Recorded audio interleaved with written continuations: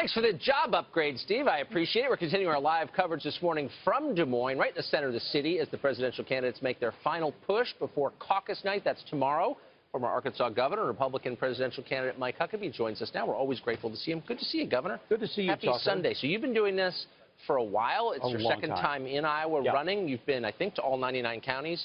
You met most people in the state. Yes. You probably learned a lot. What have you learned about the state of politics right now and what voters want?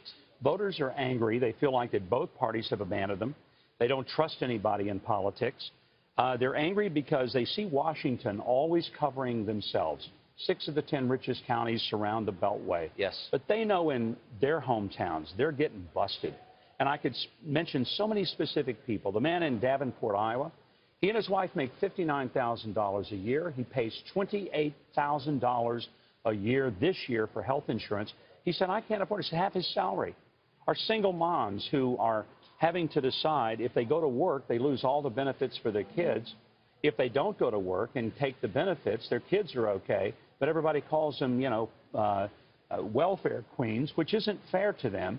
And so you have people who are frustrated because for the people at the very top, the economy works fine. And even when the stock market goes down, it doesn't affect their lifestyles. But those folks standing out there on concrete floors in a factory, I tell you, it's not just their legs that are hurting every day. It's their pockets, their futures, and they know it. And they're frustrated that everybody gives them all these promises, nobody delivers. It seems to me that no matter what happens, no matter who wins, the Republican Party and the Democratic Party are both going to change a lot after this election. I'm not sure. I wish that were true, but Tucker, here's what happens. Look at where these candidates get their money. They get it from the same Wall Street, big billionaire hedge fund donors. It doesn't matter whether they're Democrat or Republican. And I tell people there's 3 special words in politics you need to remember. Follow the money. And if you do, you will find that the reason things don't change is because the money to the candidates don't change. Same pipe, same source, different politicians, different parties, but it still comes down to politicians, when they get elected, they have an obligation to take care of their donors, and that's what happens. And the people who are out here in places like Iowa getting punched in the gut, they're not the big donors. They don't get taken care of. I think a lot of what's going on is a revolt against what you just described. So there's been, I keep reading all this speculation about you and Donald Trump. You were on stage with him at his event the other night, during the night of the debate.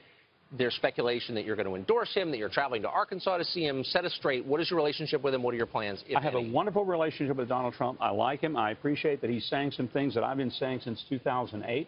The same things that caused him to be the scorn of the National Review and the elite crowd. Same thing they beat me up about 8 years ago. So, I appreciate that. I had a reporter yesterday. What's this story about you going to endorse Trump? I said, why would I endorse somebody else? I'm running for president. Can you get that through your head? I'm running for president. So I try to explain to him, I'm not going to be in Arkansas on Wednesday. Trump is. I had nothing to do with it. I had no idea he was coming until a press person told me.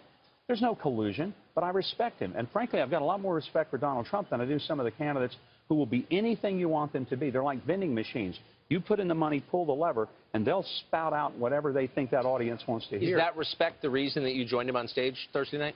That was a matter, I respect him, but I really was there because I respect veterans, and I think of all the people in our culture, nobody deserves more than veterans. They should be getting the first fruits of our treasury. And Tucker, these are the people who are waiting months to get what America is obligated and morally bound to give them.